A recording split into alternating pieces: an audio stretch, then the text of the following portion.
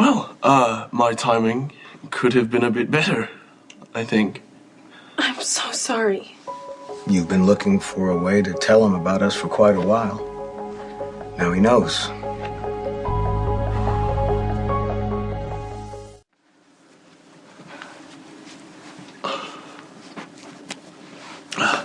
Surprises often play better in one's mind, don't they?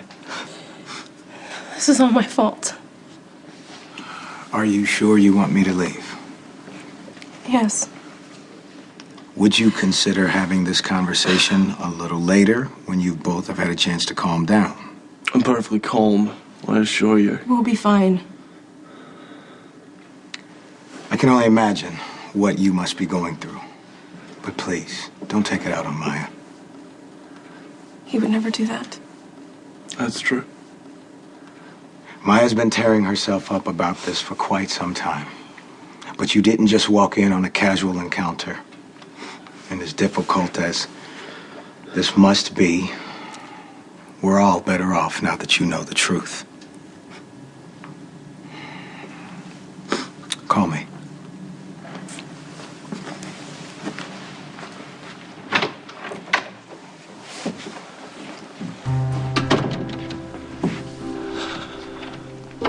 You know, for a con who prides himself on reading people, I've been a bit obtuse, haven't I?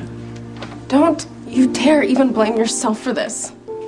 When a man's wife takes off to a different city for a family emergency that never quite ends, it should have been a pretty clear signal, I think. I was lying to you, Ethan. I called and texted you at least once a day since I've left. But you were always vague. That should have tipped me off. I should have told you, and I meant to, but the moment I heard your voice, I couldn't do it. I just wanted to surprise you. I didn't mean to put you on the spot like this. I'm the one who did this.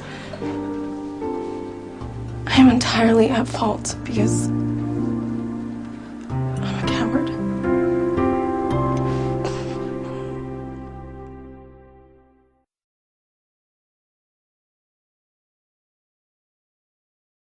I had met Aaron when my aunt was in the hospital. He was a cardiologist. He started bringing me coffee and then lunch, and then one thing led to another. Yeah, no, I got that part. I made my decision, Ethan. I'm not gonna come back to Port Charles.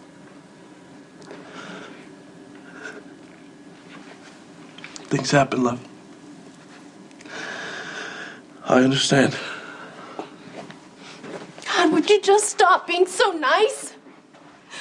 God, Lord knows I wouldn't be if the tables were turned. I treated our marriage like it was nothing. Our marriage, such as it was, would have been annulled a long time ago if not for Edward. The truth is, I loved being married to you. I loved the nights we spent together and our last week in Vegas.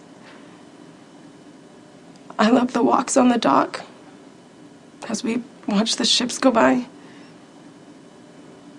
I loved even looking for an apartment that we could never agree on. You just made everything so fun.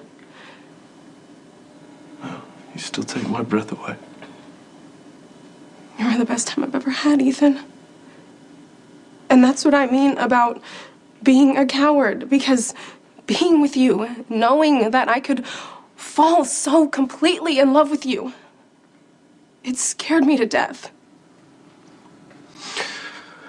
I guess being afraid of falling too deeply in love isn't the worst reason for ending a marriage, is it?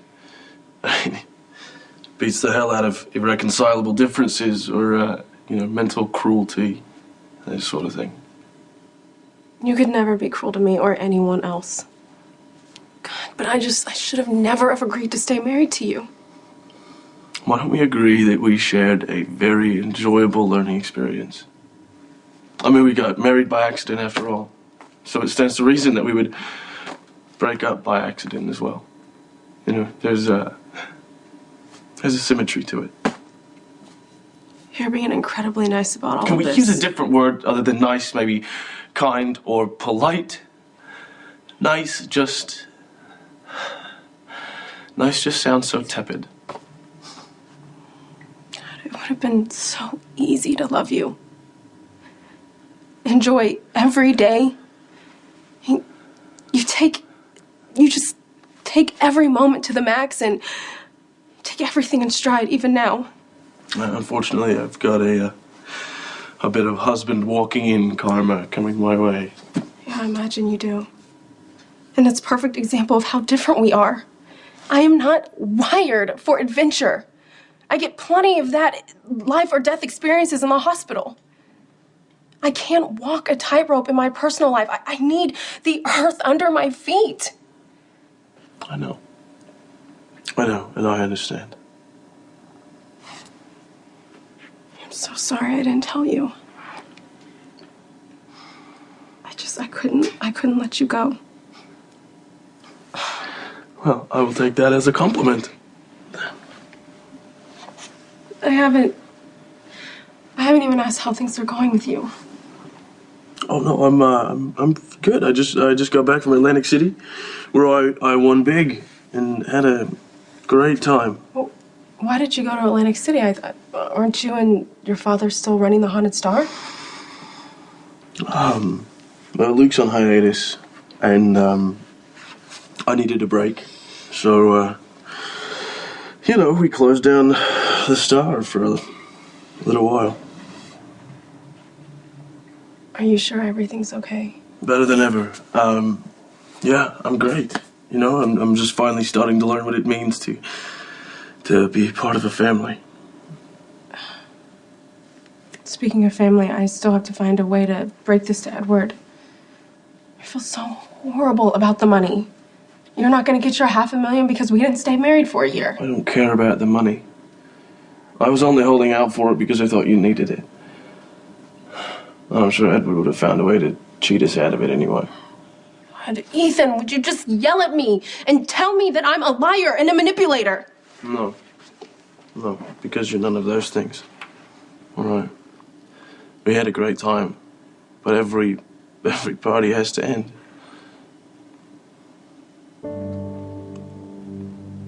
It's just not fair. You know, years from now, when you're accepting the Nobel Prize for medicine, no one will be cheering louder than me.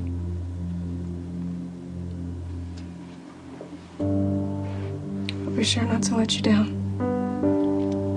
You could never do that. And, for the record, you were the most fun I ever had, too. And that's saying something.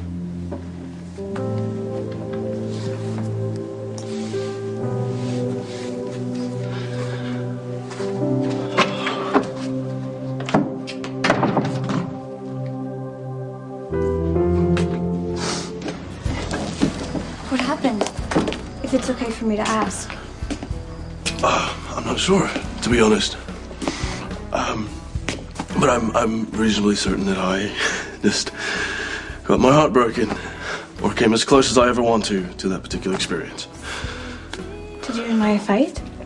It was all very civilized. Maya has found someone new. The doctor. Pardon me. A cardiologist. He seems nice. You met him? Briefly, yes, one could say. Did I just miss something? You know, in all fairness, he's much more appropriate for Maya than I ever was or ever will be. She's not coming back to Port Charles. It's definitely over. And she couldn't be bothered to tell you that before you went to see her? She was a little slow on the details, I'll admit. How could Maya do that to you, especially after what's going on with Luke? I couldn't tell her. No, she felt terrible about how things had ended up, and I didn't want to leave her feeling guilty. You're too generous. No, Maya and I, we never made a serious commitment. You know, I never earned the right to pour my heart out to her. Must be hard. Oh, I've got no one to blame but myself. You know, I never told her that I was starting to fall for her, you know. I never told her that I was actually envisioning a future with us. I couldn't risk it, you know. I never put myself out on the line like that. I'm sorry things ended this way. Now, consider me a cautionary tale. You know, if you ever find real love, don't wait too long to play your cards, because God knows once it passes you by, it's not gonna come back. You know, I hate messy, emotional scenes where people are yelling and saying things they'll soon regret. I've had way too much of that with my own family as of late. I don't need to go seeking it out. You and Maya argue? Let's just say I didn't want to come off like a jealous idiot. Maya's the idiot. I mean, how could she choose some boring doctor over you? You know, it's all for the best in the end, really, truly. I mean, Maya and I are way too different. It never would have lasted, you know, our lives are going in opposite directions, and it's just better to get out now before there's too much damage done. Maya really hurt you, Ethan. You can't hide that from me. You know who's gonna be really hurt? Edward. Oh, poor old man. He thought he'd bought his way into Maya's life. He thought he'd found a bright young hope for the Quartermains. It's just actually terrifying if you really think about it. But, you know, whatever. It's over. It's over. The only thing left to do is now sweep the ashes under the rug and move on. How are you going to do that? Fly to the Dominican Republic and get a divorce.